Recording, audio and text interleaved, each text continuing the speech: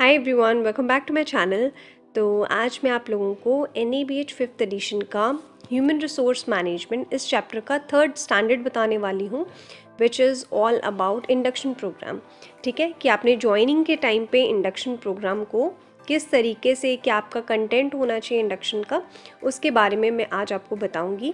देखिए, हर एक जो इंडक्शन प्रोग्राम है वो डिफ़र करता है डिफरेंट ऑर्गेनाइजेशन में, बट आज हम NABH 5th एडिशन के अकॉर्डिंग कि हेल्थ केयर में आप इंडक्शन प्रोग्राम कैसे देंगे जब भी कोई न्यू ज्वाइनी या जब भी कोई आपके हॉस्पिटल में एंटर करता है, ठीक है, न्यूली ज्वाइंड स्टाफ, तो उसको आप इंडक्शन कैसे देंगे उसके बारे में आज हम बात करेंगे।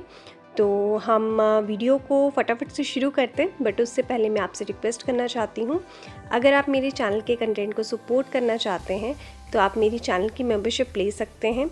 उसके लिए आपको ज्वाइन बटन पे क्लिक करके चेक करना पड़ेगा, कुछ पर्क्स एंड बेनिफिट्स हैं। अगर आपको लगता है कि ये ठीक है और आप चैनल के कंटेंट को सपोर्ट करने में कंट्रीब्यूशन करना चाहते हैं तो आप उसको ले भी सकते हैं। तो चलिए फटाफट से अब हम अपनी वीडियो शुरू करते हैं।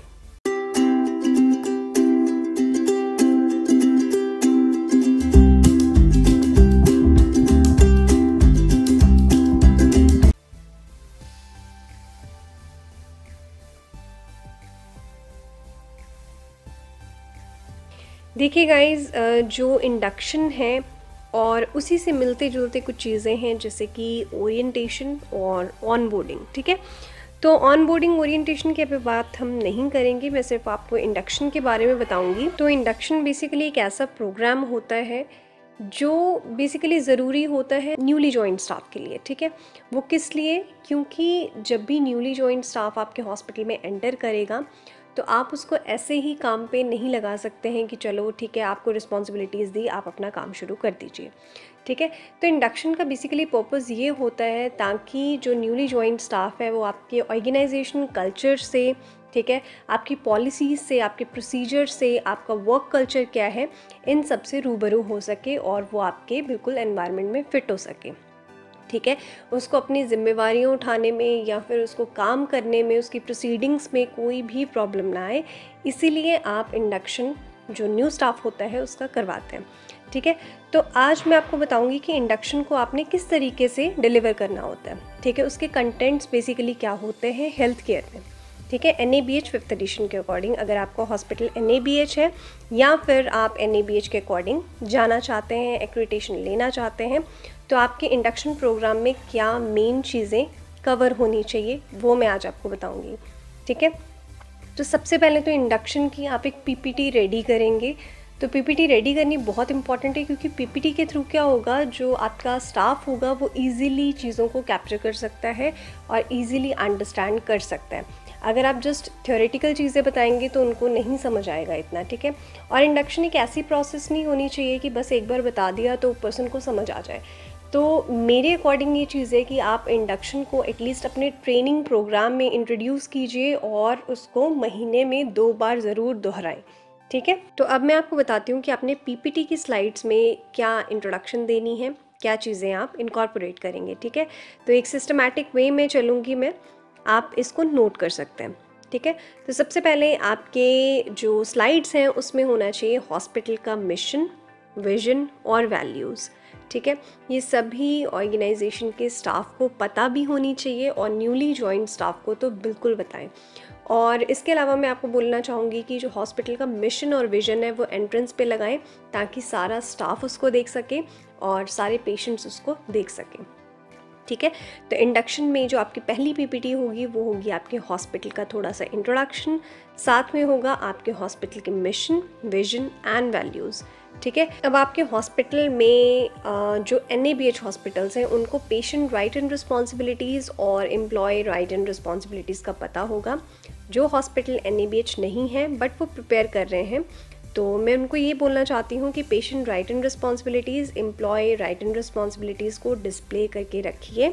और ये आपकी सेकंड स्लाइड होगी इंडक्शन की। ठीक है, जिसमें आप एम्प्लॉय के राइट्स क्या हैं, उनकी जिम्मेवारियाँ क्या हैं, और पेशेंट के राइट्स क्या हैं, उनकी रिस्पॉन्सिबिलिटीज़ क्या हैं, ये आपके स्टाफ को पता हो।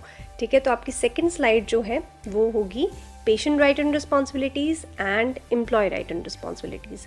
ठीक है, इसके अलावा जो आपके पीपीटी में होना चाहिए वो होगा सेफ्टी से रिलेटेड चीज़ें। ठीक है, अब इसमें क्या आ सकता है, ऑक्यूपेशनल हेल्थ हैज़र्ड्स। ठीक है, जैसे कि आपकी निडल स्टिक इंजरी के बारे में आप बता सकते हैं, केमिकल हैज़र्ड्स के बारे में आप बता सकते हैं। ठीक है, MSDS के बारे में आप बता सकते हैं, स्पिलेज मैनेजमेंट के बारे में आप बता सकते हैं। ठीक है, तो ये जस्ट मैंने आपको छोटे से जनरल से एग्जांपल दिए हैं। ऑक्यूपेशनल हेल्थ हैज़र्ड्स में आपके बहुत सारी कैटेगरीज़ के जो हैज़र्ड्स आते हैं, और इसकी मैंने एक वीडियो भी बनाई है, अगर आप उसको देखना चाहते हैं तो उसका लिंक जो है मैं डिस्क्रिप्शन बॉक्स और आई बटन में दे दूँगी। ठीक है, तो आप वहाँ से जाके डायरेक्ट ओपन करके चेक कर सकते हैं, क्योंकि मैंने उसको डिटेल में बनाया ऑक्यूपेशनल हेल्थ हैज़र्ड्स को।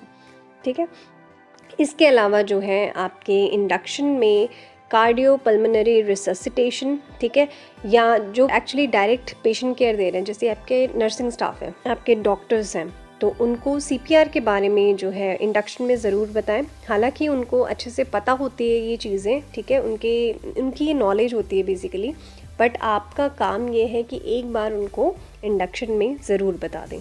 ठीक है, जो डायरेक्ट पेशेंट केयर कर रहे हैं। इसके अलावा आपके इंडक्शन प्रोग्राम में इन्फेक्शन कंट्रोल से रिलेटेड प्रैक्टिसेस के बारे में बताया हो, उनके बंडल्स के बारे में बताया हो, हॉस्पिटल एक्वायर्ड इन्फेक्शंस क्या होते हैं, ठीक है, और उसकी केयर कैसे करनी चाहिए। तो ये चीज़ें जो हॉस्पिटल इन्फेक्शन कंट्रोल से रिलेटेड हैं वो ज़रूर बताएं। हैंड हाइजीन के बारे में बताएं, हैंड रब के बारे में बताएं, मूवमेंट्स ऑफ हैंड हाइजीन के बारे में बताएं। ठीक है, और बायोमेडिकल वेस्ट मैनेजमेंट के बारे में बताएं, और जोनिंग के बारे में बताएं, CSSD की। तो आपका बेसिकली जो भी इन्फेक्शन कंट्रोल से रिलेटेड टॉपिक्स हैं वो सारे आप इंडक्शन में कवर करेंगे। देखिए, इंडक्शन जो है वो 1 डे की प्रोसेस नहीं होती है, इसीलिए आपकी PPT जो है वो बड़ी बनेगी, तो इसमें घबराने की ज़रूरत नहीं है। आप इसको डिवाइड करके पर्सन टू पर्सन रिस्पॉन्सिबिलिटीज़ दें, ताकि वो इंडक्शन जो है वो प्रोवाइड कर सके। ठीक है, तो आपने स्टाफ को एक तरीके से अच्छे से बता देना है कि आपके हॉस्पिटल की पॉलिसीज़ एंड प्रोसीजर्स क्या हैं, आप कैसे फॉलो करते हैं इन प्रैक्टिसेस को। ठीक है, इसके अलावा आपके इंडक्शन प्रोग्राम में जो सर्विस स्टैंडर्ड्स हैं, ठीक है, कोड ऑफ कंडक्ट है, और जो भी आपके सर्विस स्टैंडर्ड्स हैं उसके बारे में भी आप इसको अच्छे से एक्सप्लेन करेंगे। ठीक है, इसके अलावा जो है आप इंडक्शन ट्रेनिंग में जो भी आपके एडमिनिस्ट्रेटिव प्रोसीजर्स होंगे, आपकी पॉलिसीज़ होंगी, ठीक है, और जैसे कि HR से रिलेटेड आपकी पॉलिसीज़ एंड प्रोसीजर्स हैं, उसको भी आप एक्सप्लेन करेंगे। थोड़ा थोड़ा करके उनको पता होना चाहिए आपकी ग्रीवियांस हैंडलिंग प्रोसीजर्स क्या हैं, आपके डिसिप्लिनरी एक्शंस की प्रोसीडिंग्स क्या हैं, ठीक है, आपका काउंसलिंग का तरीका क्या है, ये आप अपनी PPTs में कवर करेंगे। एंड अदर देन दिस आपके डिपार्टमेंटल SOPs प्रोसीजर्स, ठीक है, लेट्स सपोज कोई लैब का पर्सन अपॉइंट हुआ है, तो वहाँ पे उनको आप जनरल इंडक्शन तो देंगे ही देंगे। इसके अलावा आपको डिपार्टमेंट्स का, जैसे कि मान के चलो आप माइक्रो सेक्शन में अगर उनको भेज रहे हैं, तो माइक्रो सेक्शन के उनको SOPs प्रोसीजर्स क्या हैं उसके बारे में भी पता हो। ठीक है, तो बेसिकली कहने का मतलब ये है कि जिस भी पर्सन को आप अपॉइंट करेंगे उनके डिपार्टमेंटल प्रोसीजर्स, पॉलिसीज़, ये भी उनको पता होनी चाहिए, other than general things, right. और घबराने की ज़रूरत नहीं है, इंडक्शन PPT डेफिनेटली आपकी बड़ी ही बनेगी, तो आप रिस्पॉन्सिबिलिटीज़ जो हैं वो डिवाइड कर सकते हैं। और एक छोटी सी चीज़ मैं आपको बोलना चाहूँगी, इंडक्शन का प्री और पोस्ट टेस्ट ज़रूर लें।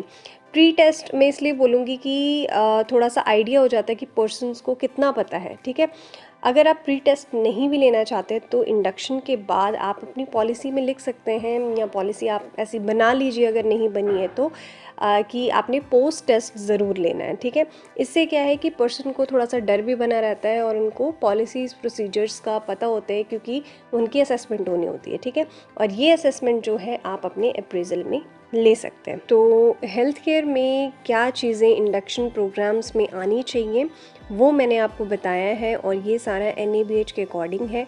तो अगर आपकी इंडक्शन PPT जो है NABH के अकॉर्डिंग नहीं है, तो जिस अकॉर्डिंग मैंने बताया उसको नोट डाउन कर लीजिए, वीडियो चाहे दोबारा देख लीजिए।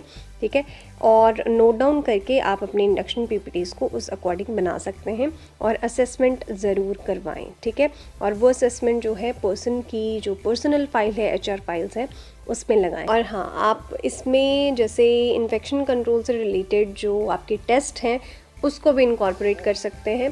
या अगर नहीं करना चाहते तो अलग से आप इन्फेक्शन कंट्रोल का जो टेस्ट है वो ले सकते हैं, असेसमेंट उनकी ले सकते हैं अपने स्टाफ की। असेसमेंट अलग करने के लिए मैं इसलिए कह रही हूँ क्योंकि आपका जो HIC का चैप्टर है वो बहुत बड़ा एक खुद का ही चैप्टर है, ठीक है। तो इसीलिए HRM में अगर आप इंक्लूड नहीं करेंगे, अलग से इसका एग्ज़ाम या अलग से इसका कोई असेसमेंट लेना चाहते हैं तो आप अलग भी कर सकते हैं, ठीक है गाइज़। तो आज के लिए बस इतना ही। उम्मीद करती हूँ इंडक्शन के टॉपिक्स आपको समझ आ चुके होंगे कि आपने इंडक्शन में क्या चीज़ें इनकॉर्पोरेट करनी है। तो मैं मिलती हूँ आपसे नेक्स्ट न्यू वीडियो में। Till then bye bye, take care and stay safe, और सब्सक्राइब करना बिल्कुल मत भूलना। Bye bye guys.